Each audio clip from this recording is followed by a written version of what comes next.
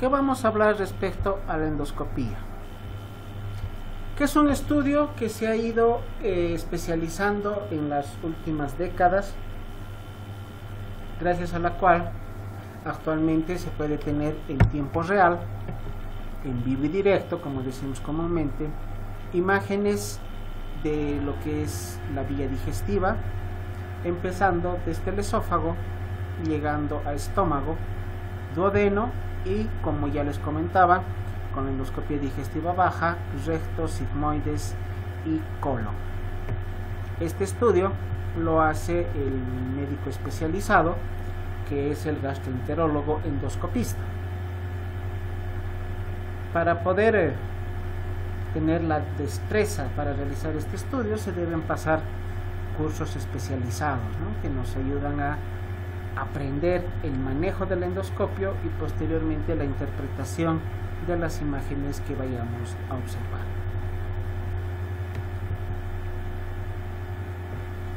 La clasificación de la endoscopía vamos a dividirla en dos partes, uno por el instrumental que se utiliza y otra por la intención, el motivo por el cual estamos realizando la endoscopía.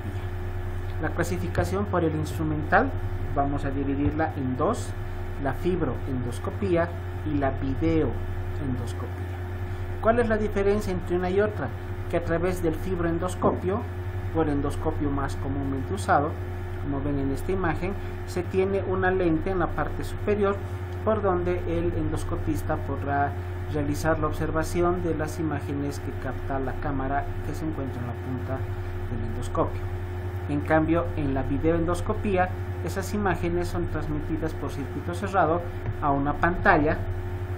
Este equipo que ven acá es un poco antiguo, es una torre de endoscopio con un equipo obsoleto ya, porque ahora se tienen unas pantallas de alta resolución, donde, al igual que cuando se observan las imágenes en una cirugía laparoscópica, el endoscopista no tendrá la necesidad de ver la lente que está agarrando en el endoscopio, sino directamente verá la pantalla del monitor donde se muestran las imágenes.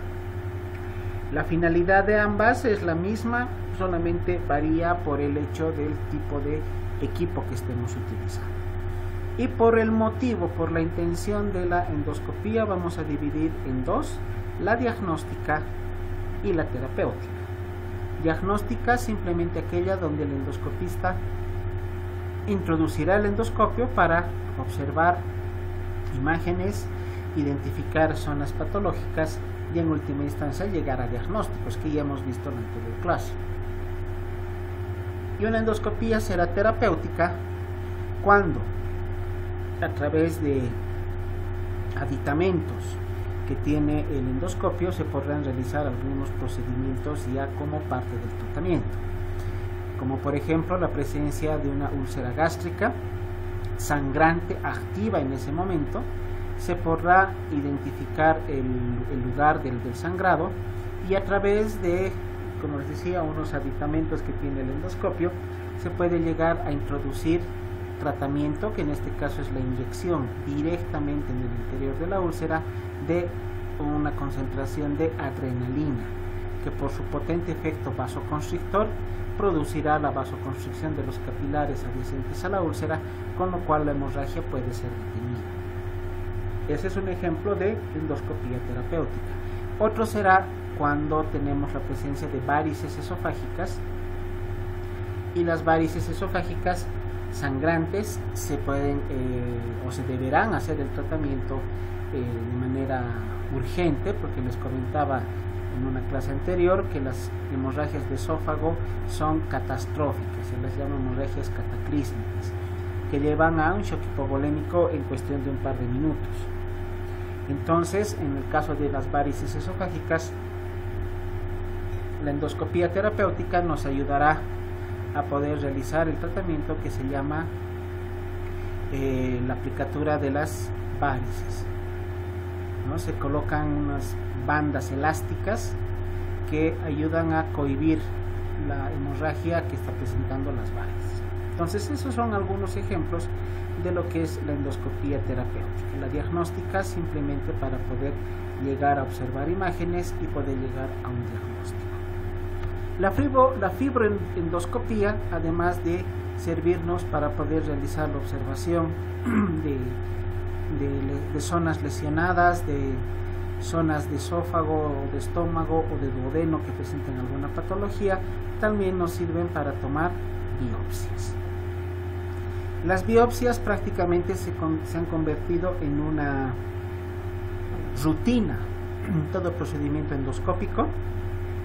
Uno, para poder identificar con mayor certeza el tipo de celular o de tejido que está siendo observado, que está ocasionando la patología, y en segunda instancia para poder buscar el Helicobacter pylori, ¿no? A través de la toma de biopsia en el laboratorio de anatomía patológica, el patólogo nos identificará si estamos ante la presencia del Helicobacter pylori, a pesar de que hay test rápidos que al mismo momento de la endoscopía nos pueden dar el diagnóstico del Helicobacter pylori.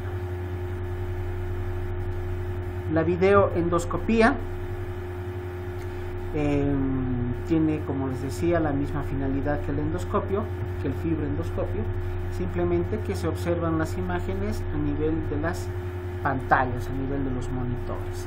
Y esto tiene una ventaja en relación al fibroendoscopio, porque al ser un circuito cerrado se puede grabar digitalmente toda la sesión de la endoscopía para que tenga o para que quede como constancia del procedimiento realizado, e inclusive como una muestra que se le da al paciente para que tenga, en el caso de que sea necesaria su observación, en alguna otra consulta.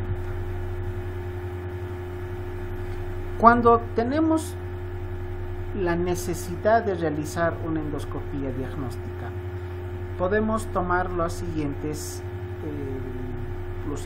puntos como indicaciones para poder realizar esta endoscopía. Dolor a nivel de la parte superior del abdomen, un dolor que puede estar circunscrito a nivel de la zona del epigastrio, siempre con la sospecha de que podamos estar ante un cuadro de una enfermedad péptica, úlceras o algún otro tipo de patología gástrica. Cuando existe presencia de vómitos persistentes, pacientes que tienen vómitos incoercibles, esos vómitos que no ceden con nada, ni con tratamiento, ni poniendo al paciente en ayuno, el paciente continúa vomitando, es imperioso realizar una endoscopia. Cuando el paciente presenta disfagia o dispepsia, cuando estamos ante un caso de reflujo gastroesofágico, para poder evaluar el daño ocasionado la ingesta de cáusticos. Como veíamos en la anterior clase, la esofagitis por cáusticos ocasiona una gran lesión a nivel de la mucosa esofágica. La endoscopía nos ayudará a poder identificar y diagnosticar correctamente esta patología. Cuando existen hemorragias de tubo digestivo alto, ante la presencia de cuerpos extraños, no es infrecuente encontrar en nuestras emergencias, sobre todo niños que se han deglutido una moneda, un juguete, un cuerpo extraño, o como me ha pasado, y lo tengo como anécdota de mi formación como especialista, una paciente de aproximadamente unos 60 años que al momento de almorzar deglutió un hueso de pollo que no se fue a la vía aérea, que es lo usual, ¿no? Que llegue a obstruir la vía aérea.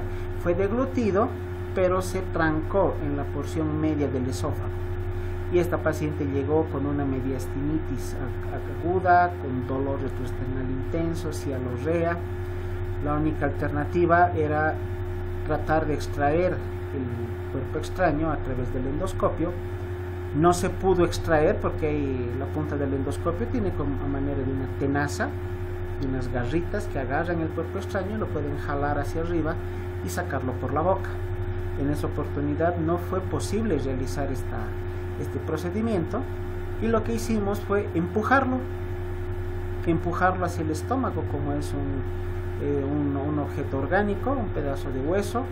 Llegó al estómago y los ácidos gástricos finalmente hicieron su efecto y desintegraron el cuerpo extraño, ¿no? Entonces, cuerpos extraños, otra indicación para la realización de las endoscopías y para la realización de toma de biopsias. Cualquiera de estas alternativas que les estoy mostrando se toman como indicaciones para poder realizar la endoscopía diagnóstica. Terapéutica, ¿cuándo vamos a usar la endoscopía como parte de un tratamiento? Cuando estemos ante la presencia de fístulas que pueden ser esófago-traqueales, esófago-mediastinales, esófago-pericárdicas, con cualquier órgano adyacente en el mediastino. Cuando debemos realizar la resección de lesiones mucosas, o sea, la extracción de pedazos, trozos de mucosa esofágica dañada, extracción de cuerpos extraños, gastrostomías o yeyunostomías, que son tratamientos ya de orden quirúrgico. También ante la presencia de reflujo gastroesofágico, para realizar la fundoaplicatura de Nissen, que se les hemos mostrado en la anterior clase como un tratamiento para lo que es la insuficiencia del cardio, ¿no? La hernia de hiato.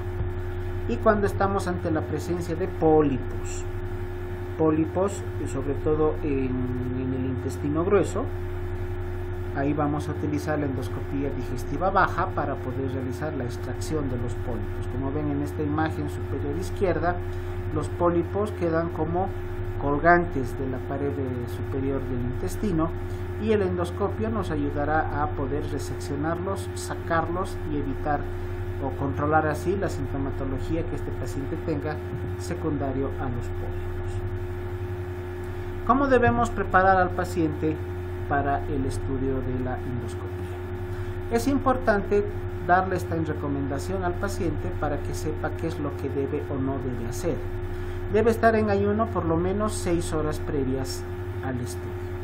No debe ingerir ningún tipo de alimento sólido ni líquido, ni siquiera agua, ¿no? Por lo tanto, si es un paciente ambulatorio, el paciente deberá ir al consultorio del endoscopista sin el desayuno. Su última ingesta alimenticia debería ser la cena de noche anterior. Solamente se deben mantener los medicamentos estrictamente necesarios, como por ejemplo, que no podemos suspender: tratamiento antihipertensivo, tratamiento antidiabético y tratamiento hormonal. En los casos de el hipotiroidismo, el tratamiento con el reemplazo hormonal, que se realiza a través de la levotiroxina, usualmente se administra entre las 6 y las 7 de la mañana. Ese tipo de medicamentos no deben ser suspendidos. No debemos utilizar medicamentos anticoagulantes o antiagregantes plaquetarios. Suspenderlos si es que el paciente está recibiendo los mismos por lo menos unas 24 horas antes, ¿no? Ante el riesgo, o más bien para evitar el riesgo de que al momento de la realización del estudio de la endoscopía se pueda lacerar accidentalmente la mucosa y producir hemorragias. Por lo tanto, este tipo de medicamentos no utilizamos. Y el paciente siempre debe ir acompañado, en vista de que para la realización de una endoscopía al paciente se lo debe sedar, no se lo hace dormir, no se lo anestesia. Miren, yo he sido sometido a una endoscopía hace varios años, conozco cómo se hace el procedimiento. Es una sedación leve, yo estaba despierto todo el tiempo de la realización de la endoscopía, pero obviamente al terminar la misma uno siente mareos, siente algo de debilidad. No es recomendable que conduzca un vehículo, por eso se recomienda que el paciente vaya acompañado de algún familiar. Una semana antes del estudio, no consumir vitaminas o algún otro tipo de fármaco que contenga hierro, no consumir analgésicos o antiinflamatorios, todo el grupo de los AINES, a menos que sea estrictamente necesario.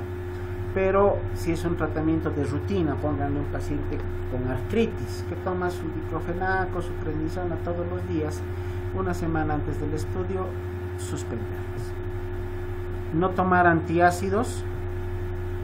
Mencionábamos en la anterior clase los antiácidos como el hidróxido de aluminio y magnesio, los medicamentos del grupo del magalrato, el sucralfato. porque van a formar una capa blanquecina, van a recubrir como una película que va a impedir la visualización adecuada de la mucosa durante el examen. Por lo tanto, no debemos utilizar este tipo de fármacos antes del estudio de la endoscopia. El día del estudio, el día de la endoscopia, ¿qué es lo que vamos a hacer o qué es lo que el paciente tendrá que hacer? Firmar un consentimiento. Siempre cuando tengan que realizar algún tipo de estudio, procedimiento, toma de biopsia, una toracocentesis, cualquier procedimiento clínico, siempre explicar al paciente las causas por las cuales se está dando la indicación de realizar dicho estudio. Se debe solicitar la autorización por escrita del paciente, donde se indica las posibles complicaciones y eventualidades que puedan surgir, y el paciente, en todo el uso de sus facultades y con todo el derecho que le confiere la ley, puede negarse al estudio o darnos autorización, con lo cual tenemos luz verde para poder realizar la endoscopia. Retirar las prótesis dentales, no utilizar objetos valiosos ante la situación de que pueda haber pérdida de los mismos, no utilizar maquillajes o algún tipo de crema corporal o crema sobre todo a nivel de la cara, y de estar vestido de una manera cómoda y confortable, porque el estudio dura aproximadamente entre 45 a 60 minutos. ¿Cómo realizamos el estudio? El paciente se acuesta en posición de decúbito lateral izquierdo, canalizar una vía periférica para la administración de un anestésico, o se puede colocar el midazolam, que es una medicación que se utiliza justamente para la anestesia, o la lidocaína directamente tópica a nivel de la faringe. Un protector bucal, que es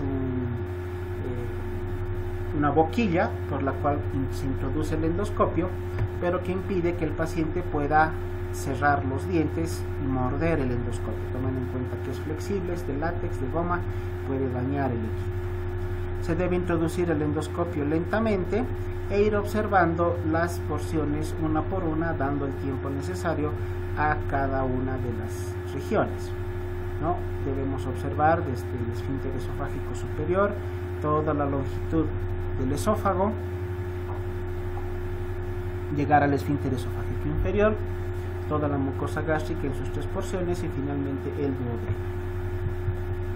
Usualmente entre 10 a 20 minutos por cada una de las zonas.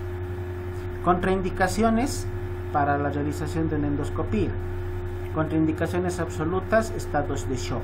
Cualquier tipo de shock cardiogénico, séptico, choque hemodinámico, hipovolémico, paciente con disnea severa o que tenga hipoxia tisular con una saturación de oxígeno por debajo del 90%, pacientes intubados o que están en estado de coma, obviamente porque no va a haber cómo introducir el endoscopio, paciente que convulsiona o que presenta perforación aguda del tracto digestivo.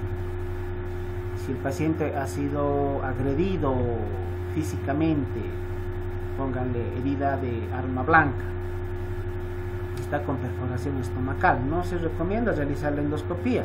Este paciente directamente requiere un tratamiento quirúrgico. Esas serían las contraindicaciones absolutas. Las relativas: falta de cooperación del paciente, pacientes que no tengan sus funciones mentales completamente conservadas, porque necesitamos que el paciente nos ayude quedándose completamente quieto. Este procedimiento o esta situación más bien puede paliarse un poco ante la anestesia, pero también hay que tener cuidado con la anestesia y sobre todo en jóvenes o en niños, en los cuales la endoscopía también tiene indicaciones muy precisas. Pacientes con algún tipo de coagulopatía por el riesgo de presentar hemorragias, pacientes con divertículo de Senker, que tengan isquemia miocárdica o un evento cardíaco isquémico reciente, o que estén con alguna patología vascular severa como el aneurisma de aorta. Complicaciones que se pueden tener en una endoscopía: la perforación. Como todo procedimiento, iatrogénicamente podemos perforar la mucosa esofágica, tomando en cuenta que es lábil, es bastante delicada. Sangrados que pueden llegar a producir hemorragias digestivas altas severas. La broncoaspiración, si es que el paciente no se ha mantenido en ayuno el tiempo necesario. Podemos ocasionar cuadros infecciosos secundarios, una esofagitis iatrogénica, que puede llevar inclusive a una mediastinitis, cuando la infección se aloja a nivel de toda la zona del mediastino anterior. El paciente puede llegar inclusive a un paro respiratorio. No olvidar que este tipo de procedimientos nos pueden llevar a un reflejo vagal, vagovagal, con lo cual ante la estimulación severa del nervio vago, del neumo gástrico, vamos a producir bradicardia, vamos a producir bradipnea y podemos llegar a ocasionar alteración del funcionamiento cardíaco con disminución de la presión, hipotensión. Entonces estos pacientes pueden presentar un paro cardiorrespiratorio ahí en la mesa del endoscopista. Bien, ahora vamos a ir viendo algunas imágenes de qué es lo que vamos a lograr observar en una endoscopia. Esta imagen que están viendo en este momento, les voy a solicitar que ustedes la tengan presente, que usen lo que llamamos memoria fotográfica, para que puedan recordar cómo es un esófago normal. Mucosa rosada, de un rosa claro, se observa fácilmente el fondo del esófago. Acá la zona más oscura es donde se encuentra el esfínter esofágico inferior. No se tienen ningún tipo de sobrelevantamientos, tumoraciones, nada que interrumpa toda la extensión de la mucosa esofágica. Esta imagen, por lo tanto, es un esófago normal. Algunas patologías que vamos a encontrar cuando estemos viendo al endoscopio, podemos encontrar con el esófago de Barrett. Fíjense, el esófago de Barrett tiene esta zona rosada, de un color rosa más oscuro, rojiza, que es el sinónimo de un proceso inflamatorio de esta zona del esófago, que se diferencia con mucha facilidad de la zona periférica, donde vemos a la mucosa normal, una mucosa de color rosadito. Esta es más roja, más brillante, ubicada usualmente a nivel del tercio inferior del esófago. Acá tenemos otras imágenes de la misma patología. Fíjense, esta es una lesión mucho más extensa, esta zona rojiza y un tanto marrón, que se diferencia fácilmente de la zona periférica de la mucosa esofágica normal. Acá en el lado izquierdo vemos otra imagen con las mismas características, nuevamente de otro paciente. El esófago de Barrett es una lesión inflamatoria con posibilidad de metaplasia de las células esofágicas, que va a llevar a presencia de dolor, pirosis, inapetencia del paciente, la sensación de plenitud a nivel torácico, que nos lleva a que el paciente deje de alimentarse. Y el dolor realmente es muy intenso en estos casos. Las varices. Comparemos la imagen que estamos viendo ahora con la que veíamos inicialmente de la mucosa normal. Cuando se ven las varices esofágicas, recuerden siempre la comparación, es como ver un cordón de plancha. Aquí vemos varios cordones, ¿no? Varias zonas vasculares dilatadas, toda la extensión en la circunferencia del esófago y de la parte superior, que es esta, a la parte inferior, que es la de aquí adentro. Son como trayectos tortuosos, todos estos son vasos dilatados ¿Por qué se han dilatado estos vasos? Porque el drenaje venoso del esófago llega a la vena porta, para en última instancia, a través de la vena porta, pasar a la circulación de la vena cava. Cuando existe algún problema, alguna patología que impide la normal circulación de la sangre a nivel de los vasos o a nivel de la vena porta, se produce la hipertensión portal. Y hacia atrás va a haber una dificultad para el drenaje venoso. Por lo tanto, va a haber la dilatación de los vasos venosos, como estamos viendo aquí, muy llamativos a nivel del esófago.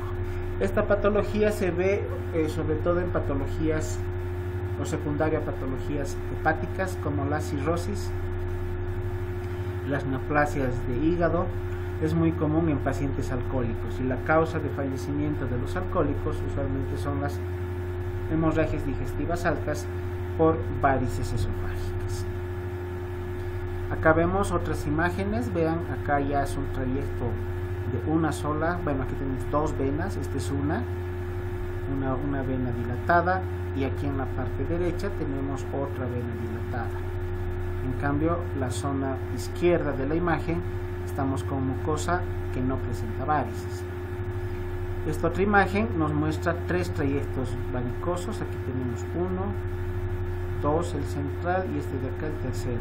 Pero fíjense, ya tenemos estos pequeños puntos rojizos, uno en cada uno de los vasos dilatados, ya son puntos hemorrágicos. Las varices en esta imagen ya están sangrando.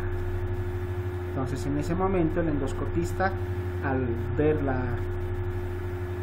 imagen de sangrado, lo que hace es introducir, como les decía, la adrenalina en el interior del lecho sangrante para poder cohibir la hemorragia, o en última instancia realizar la ligadura de las varices con la colocación de unas bandas elásticas que van a disminuir, como para que me entiendan, es como si llegaran a aplanarse las dilataciones vasculares, de tal manera que se disminuye el riesgo de perforación y sangrado.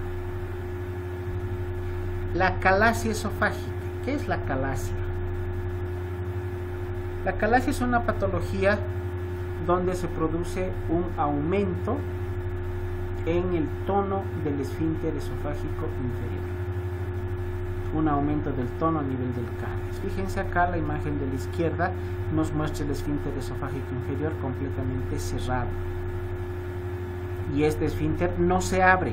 Usualmente el reflejo para que este esfínter se abra es la deglución de los alimentos. Uno deglute el alimento, el bolo alimenticio pasa por el esófago y automáticamente el esfínter esofágico inferior se abre. En los casos de acalasia, este esfínter se queda cerrado con la acumulación del bolo alimenticio en esta zona y posteriormente la dilatación de las paredes del esófago. Esta es una obstrucción total, y acá vemos otra imagen pero con una calasia parcial. Hay un pequeño puntito ahí al medio donde todavía hay una pequeñísima conexión entre esófago y estómago. Esta patología se produce por alteraciones de orden neurológico y muscular que controlan a la musculatura lisa del esfínter esofágico inferior. Los anillos esofágicos. Esta banda que ven acá, que acá tiene un color medio morado, lila, más oscuro, ¿no?, que el resto de la mucosa, que es más rosadita.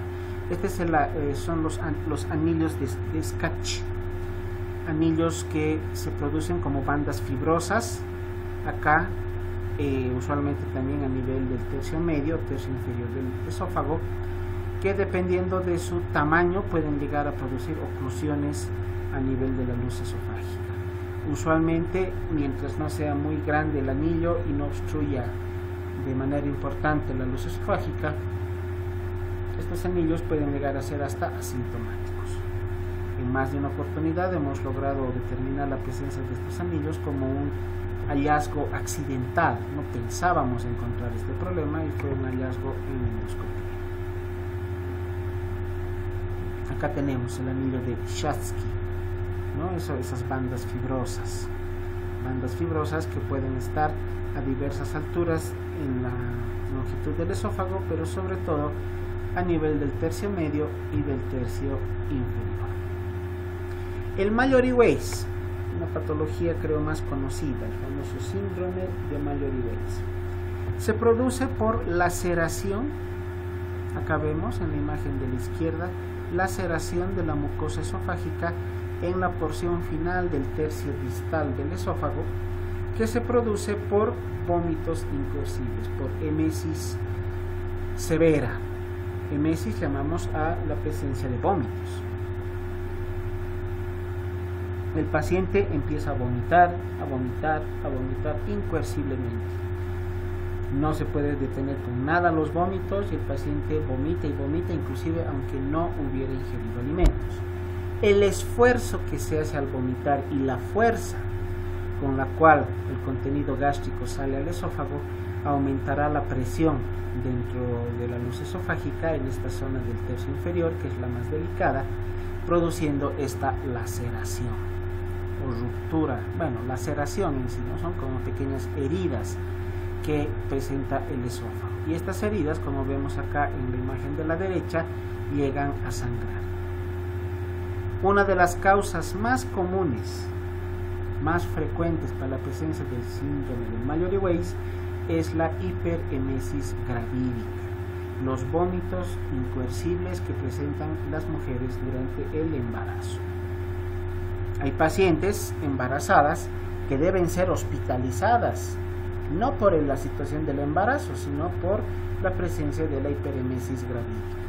Y es algo muy común. Familiares han estado en esta situación por la hiperemesis gravídica.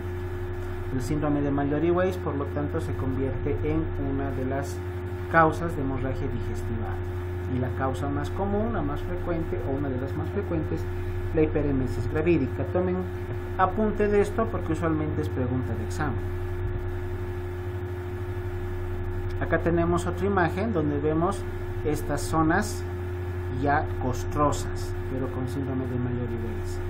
Estas imágenes nos muestran dos zonas, una más pequeña, la que estamos mostrando ahora con el cursor, que ya ha sangrado y está con el tejido cicatrizado. En cambio, esta otra zona, mucho más extensa, también con tejido cicatrizal, pero en la zona contraria, en el lado izquierdo del esófago, vemos unos pequeños puntos que van a producir lo que se llama hemorragia en napa. Varios puntitos, como si hubieran agarrado un alfiler y uno al lado del otro hubieran realizado pinchazos, y por cada uno de ellos saldría sangre. Esta es la imagen de un síndrome de Mallory-Weiss que nos va a producir un sangrado a corto plazo. Ya las esofagitis, las patologías que habíamos identificado en la anterior clase, con inflamación de la mucosa esofágica. Fíjense, acá tenemos zonas inflamadas, acá en la parte izquierda de la imagen, superior izquierda, media izquierda e inferior izquierda, y sobre todo en la parte central, ¿no? Y acá una zona hemorrágica. Esta es una zona hemorrágica en napa, justamente secundario a una esofagitis de tipo infecciosa. Acá vemos otra imagen donde también podemos observar la presencia de sangrado en una mucosa inflamada. Ante la presencia de estas imágenes, el endoscopista debe actuar rápidamente. No olvidemos que las hemorragias esofágicas pueden llegar a ser mortales si no se tratan oportunamente. Por lo tanto, la premura en el tratamiento, la cohibición de la hemorragia será el punto cardinal para poder controlar la patología. La esofagitis eosinofílica, que es otra variedad en cuanto a las esofagitis autoinmunes, presenta estas imágenes como de emperrado. Es como el emperrado que tenemos acá en algunas calles, ¿no? Parecen losetas que están colocadas una al lado de otra, con aumento de la labilidad en cuanto a la mucosa. Se vuelve más lábil, más débil, más propensa a lesionarse, a lacerarse e inclusive perforarse. Difiere muchísimo de la imagen inicial que habíamos mostrado del esófago normal. Otra variedad de la esofagitis eosinofílica, pero esta es a manera de anillos. Anillos que van desde la parte superior, que es esta, y posteriormente se van centrando hasta el fondo de la imagen. La disfagia. ¿Qué es la disfagia? Semiológicamente se conceptualiza como la dificultad para poder deglutir, a diferencia de la odinofagia, que es el dolor cuando uno degluta. Cuando un paciente presenta disfagia y no se tiene una causa evidente, se debe realizar la endoscopía, y en este caso, ¿qué vemos?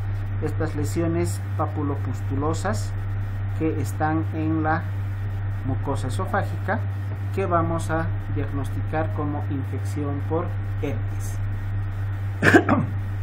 que ya habíamos visto también en una clase anterior. Acá tenemos otra variedad de esofagitis, simplemente por contacto posiblemente con medicamentos o por algún alimento muy caliente o sustancias corrosivas que están ocasionando la inflamación de la mucosa. En ambas imágenes se ven estas zonas de mucosa esofágica lesionada. La estenosis esofágica, veamos la gráfica que está al lado izquierdo de la imagen, presencia de fibrosis en las paredes del esófago como reacción a un tejido cicatrizal. Se forma un tejido cicatrizal como una reacción del sistema inmune ante una lesión importante del esófago. Les comentaba que una de las causas para esto son justamente las intoxicaciones por cáusticos.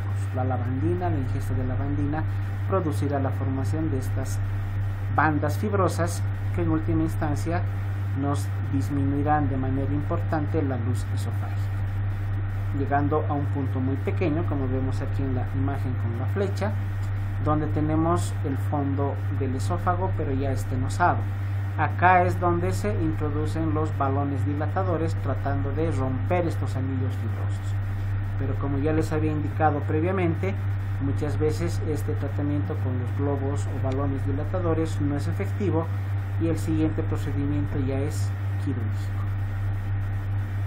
Otra imagen donde vemos también acá al fondo la estenosis del esófago por otro tipo de lesión. Esta estenosis no es tan marcada como en la anterior imagen. En la anterior teníamos una estenosis severa.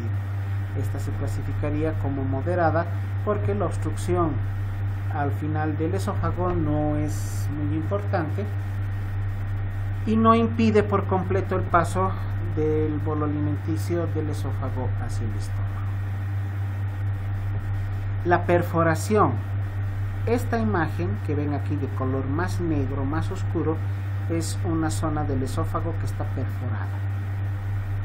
Y vemos al fondo el proceso inflamatorio que está de color plomizo, azul oscuro o plomo, de la mucosa adyacente. Esta imagen es de un paciente que ingirió o deglutió un cuerpo extraño que ha ocasionado perforación del esófago. Lamentablemente, por tratar de expulsar este objeto extraño, provocándose el vómito, inclusive con la ingesta de algún medicamento proemesis que ayuda a vomitar, se produjo la perforación del esófago. Y esto también se convierte en una urgencia quirúrgica en vista de que el paciente debe ser sometido a un tratamiento con el cirujano inmediatamente para cerrar esta porción perforada. Caso contrario, como estamos acá en el tubo digestivo, con presencia siempre de microorganismos, de bacterias, por la perforación salen hacia el mediastino, provocando la mediastinitis aguda. Y pacientes con mediastinitis aguda usualmente requieren tratamiento en terapia intensiva. También podemos encontrar perforaciones esofágicas iatrogénicas, en este caso postbiopsia. Por eso les decía a un principio que el procedimiento de la endoscopía debe ser efectivizado por un personal altamente capacitado. No nos animemos a realizar una endoscopía si no tenemos el entrenamiento adecuado. porque a pesar de que el endoscopio es flexible, es de látex o de goma,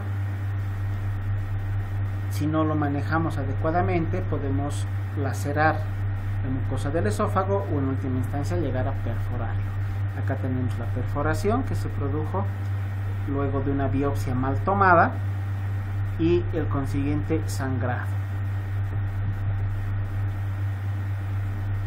Las lesiones por reflujo gastroesofágico, la salida del ácido clorhídrico o del contenido de la cámara gástrica que llegan hacia esófago, como hemos visto, usualmente llegan a lesionar el tercio inferior o tercio medio del esófago, produciendo estas lesiones inflamatorias que van a producir clínicamente dolor, pirosis, inapetencia, náuseas, vómitos.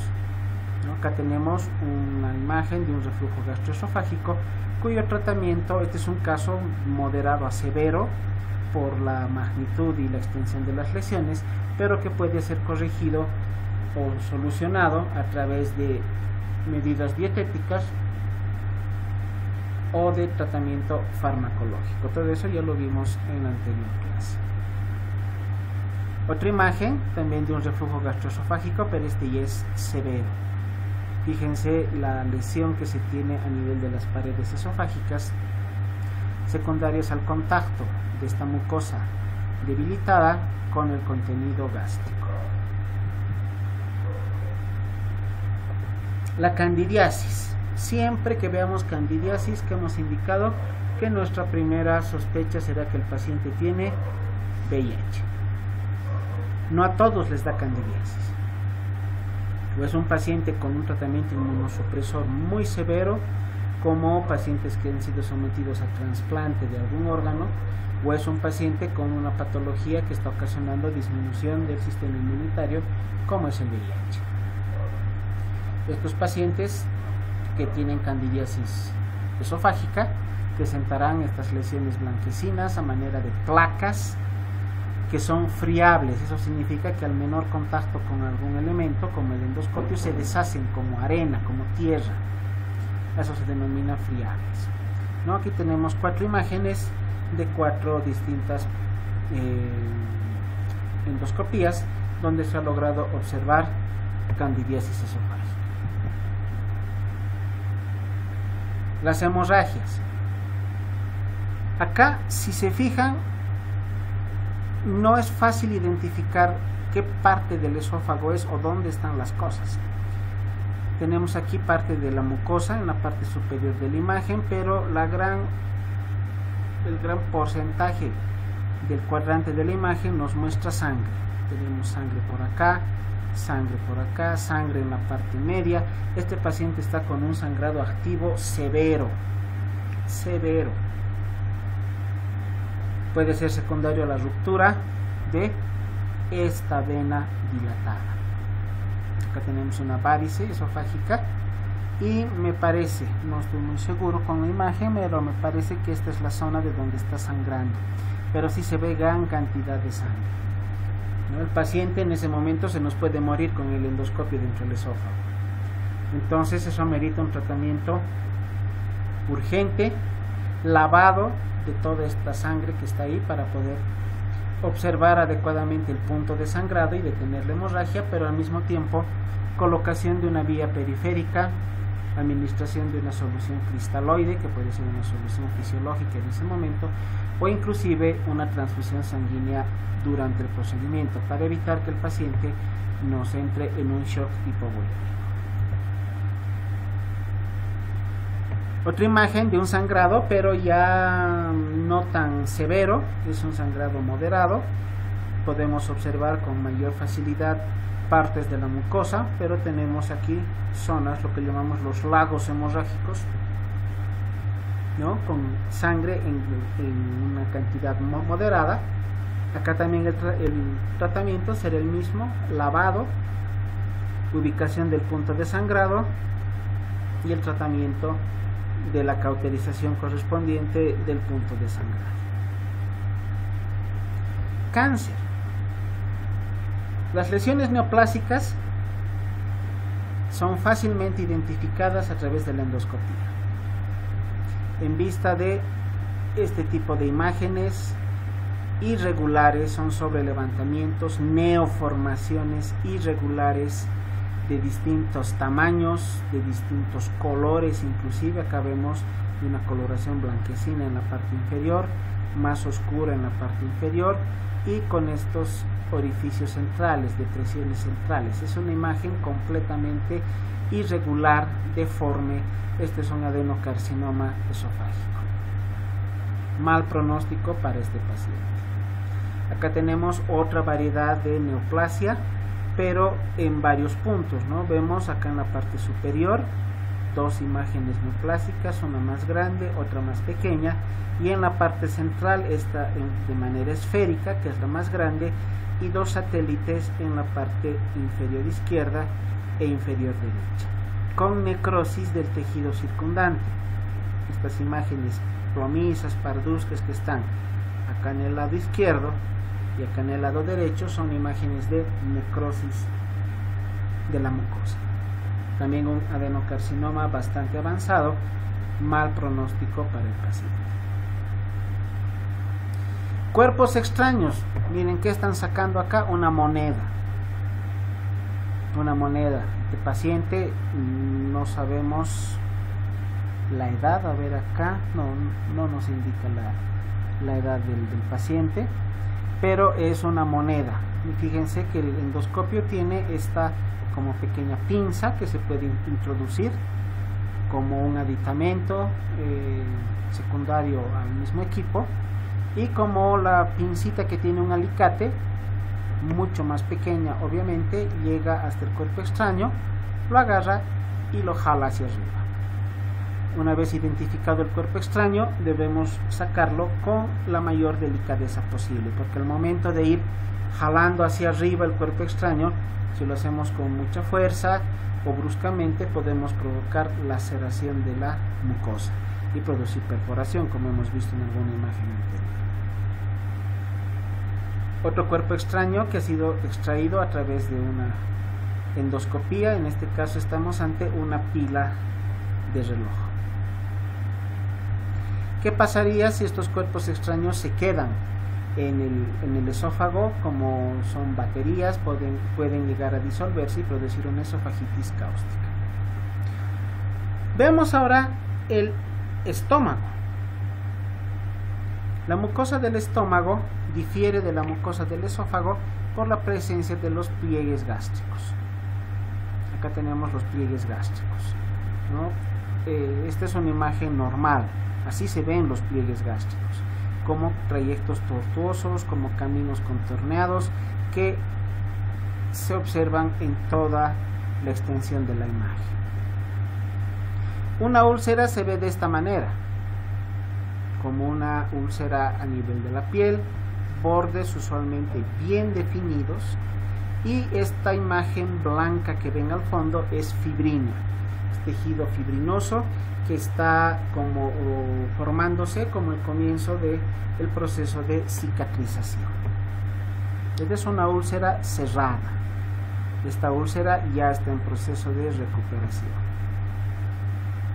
Otro tipo de úlcera, mucho más grande, que también tiene el tejido fibrinoso que está en esta zona, en la parte izquierda superior, y en la parte central, pero tenemos una zona más oscura que se observa como parte del tejido ya cicatrizal de un punto hemorrágico. Esta era una úlcera sangrante gracias al tejido fibrinoso y está en proceso de cicatrización. Una úlcera, pero ahora ya activa.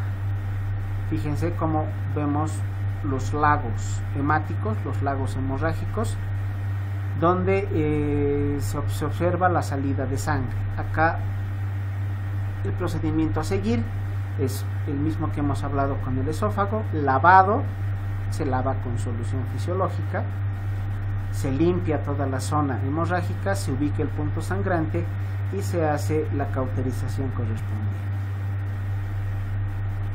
Y el resultado será este: ya una úlcera cerrada, ya no hay un sangrado activo. Esto que vemos acá son restos de sangre que quedaron, pero no por un sangrado activo, sino por un mal lavado.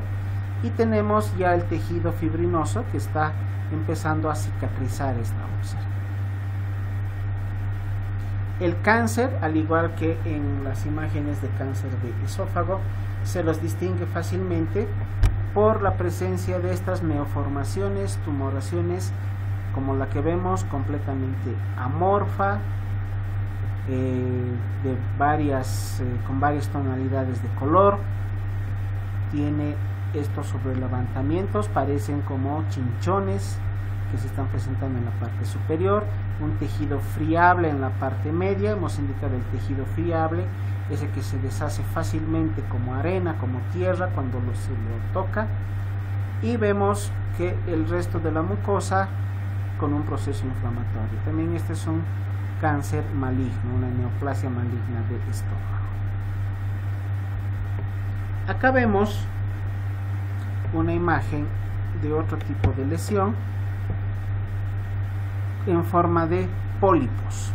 Estos son pólipos, no es cáncer. Fíjense la diferencia con la imagen anterior. La coloración es casi la misma en cuanto a la mucosa, pero la forma y el tamaño no es tan importante. No es una imagen tan desagradable como ver la imagen de un tumor maligno. Este es un pólipo que debe estar pediculado, adosado aquí a la pared. Simplemente se debe cortar el pedículo que lo une a la pared de la mucosa y el problema está solucionado. Usualmente se debe realizar algún punto de sutura, de aproximación, para impedir el sangrado posterior. Acá otra imagen similar, donde podemos observar también aunque la imagen no es muy clara, pero también un pólipo adosado a la mucosa.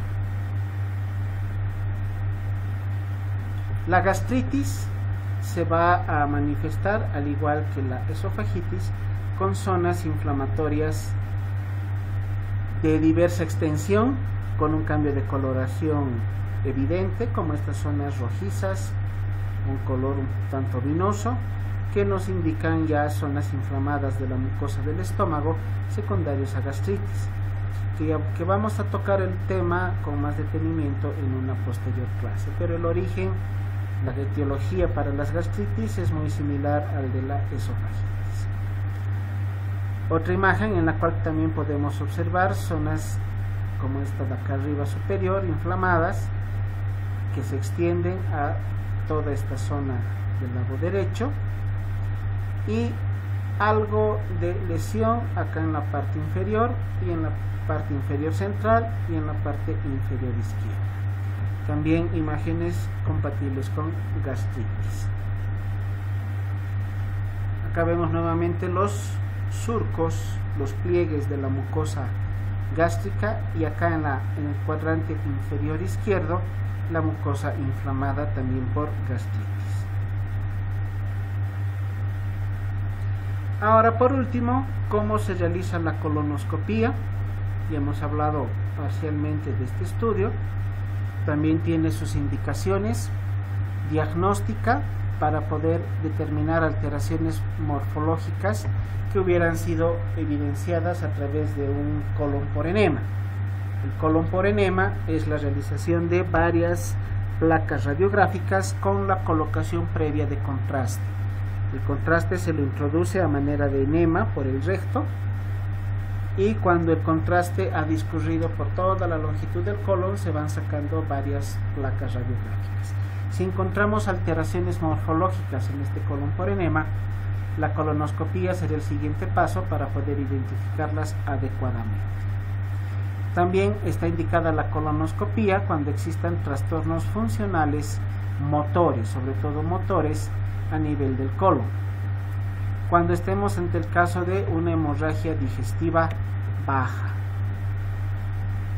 en pacientes que deben ser sometidos a cirugía por cáncer de colon para poder evidenciar la magnitud de las lesiones, ubicación de las mismas. Debemos evidenciar también el tamaño de las lesiones para que el cirujano pueda planificar adecuadamente el procedimiento quirúrgico. Cuando existe un proceso inflamatorio, una colitis por inflamación de la mucosa del colon, también la colonoscopía está indicada. O cuando se está realizando una intervención quirúrgica y para localizar pequeñas lesiones que no puedan ser evidenciadas a través de otro método. Estas serían las indicaciones para poder realizar una colonoscopia. Entonces, como tratamiento, como indicación terapéutica, lesiones sangrantes de diversas causas, lesiones obstructivas o lesiones neoplásicas. Dependiendo de cuál sea el origen de la lesión, se puede realizar a través de la colonoscopía la extracción de las mismas, sobre todo cuando estamos con pólipos o cuerpos externos. Cuando se realiza seguimiento ya de pacientes diagnosticados, pacientes que han tenido poliposis intestinal, ante la posibilidad de recidiva, por lo menos una vez al año, se recomienda la realización de una endoscopía, de una colonoscopía de control. De igual manera, a los pacientes que han sido sometidos a un tratamiento por cáncer colónico, ¿no? Y cuando estamos con el control periódico rutinario de pacientes con enfermedades inflamatorias a nivel del colon. La preparación para una colonoscopía es similar a la que hemos hablado previamente: suspender la ingesta de medicamentos, a excepción de los que son estrictamente necesarios, y el paciente debe iniciar una dieta pobre en residuos, evitando este grupo de alimentos, tubérculos, verduras o frutas. De esta manera lo que se quiere es, si vale el término, limpiar el colon para que la observación de la mucosa colónica sea más fácil y no nos encontremos con restos de heces fecales, que va a dificultar la observación correspondiente. Una noche antes del estudio, el paciente solamente debe ingerir líquidos. Horas previas al estudio se deberá realizar enema evacuante, justamente para limpiar el colon y tratar de sacar la mayor cantidad de residuos que puedan quedar en la luz colónica para que la observación sea más sencilla.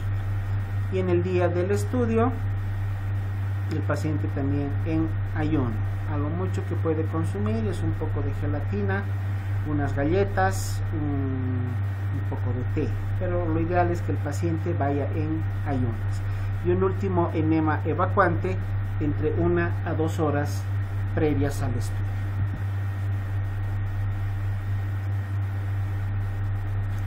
Bien, esta es la técnica, que es similar a la que hemos hablado para la endoscopia digestiva alta. Paciente en decúbito lateral, usualmente del lado izquierdo, la administración de una medicación sedante como el midazolam, la meperidina que estamos mencionando acá, que es como parte del tratamiento post endoscopía, porque la meperidina es un analgésico derivado opiáceo muy potente para evitar el dolor secundario o posterior al procedimiento. La duración del estudio también variable, que puede ser hasta 30 minutos. Se hace más rápido que la endoscopia digestiva alta, tomando en cuenta de que se observa solamente un tipo de órgano, en este caso el intestino grueso. Los hallazgos más comunes que podemos encontrar en una colonoscopia: la enfermedad inflamatoria intestinal, lesiones compatibles con colitis, cáncer de colon, hemorragias intestinales bajas y presencia de pólipos. Son las 4 patologías más comunes a lograr diagnosticar con la endoscopia baja. Complicaciones: la distensión abdominal, presencia de hemorragias, la perforación intestinal, la obstrucción de intestino. Podemos ocasionar infecciones iatrogénicas o inclusive, ante un procedimiento muy brusco o mal realizado, la ruptura del plexo esplénico, la ruptura esplénica, ¿no? Porque el endoscopio puede llegar hasta el ángulo esplénico del colon y como tiene que girar casi 90 grados para poder entrar al colon transverso, el hacer esta maniobra con mucha fuerza puede llegar a ocasionar ruptura, perforación de la mucosa del ángulo esplénico del colon, y esto lesionar el vaso. Y el vaso realmente es como un pequeño globito muy delicado, yo lo asemejo a un huevo, esa delicadeza, ¿no? Que ante el menor golpe, el menor traumatismo, puede llegar a presentar ruptura y sangrado. Contraindicaciones: pacientes con diagnóstico de un abdomen agudo, pacientes que tengan diverticulitis aguda, con carcinomatosis pélvica, o sea, pacientes que ya hubieran sido diagnosticados de cáncer, que han metastizado hacia toda la zona pélvica, mujeres que cursan con embarazo y un posoperatorio mediato o inmediato de cirugía colónica. Estas serían las causas por las cuales estaríamos contraindicando la realización de una colonoscopia. ¿Qué hallazgos podemos encontrar? La colitis. Esta es la mucosa del colon. La colitis se caracteriza por zonas de la mucosa bastante inflamadas. Acá vemos estas zonas extensas de una coloración mucho más oscura, con estos sobrelevantamientos. A mí me parece, inclusive cuando veo esta imagen, siempre me hace recuerdo a la imagen de una amígdala pustulosa, ¿no? Por esta presencia como de criptas que se tienen en la mucosa del colon. Estas son imágenes de una colitis, una inflamación de la mucosa por un cuadro inflamatorio, por un cuadro infeccioso. Otra imagen donde vemos toda la extensión del colon inflamado. Vemos acá la parte periférica como la parte central más oscura, pero donde también se observa la lesión de la mucosa. Acá lo que podemos observar es una colitis ulcerosa en esta parte derecha y la presencia de poliposis. Fíjense estos pequeños chinchoncitos, llamémosle así. Aquí vemos uno muy claramente en la parte inferior donde estamos colocando el cursor, un pólipo como un pequeño globito, y en la parte superior varios pólipos. Estos pólipos, cuando son pequeños y en un número también reducido, pueden llegar a ser hasta asintomáticos, y la poliposis llegar a ser hasta un hallazgo incidental o accidental de la colonoscopia.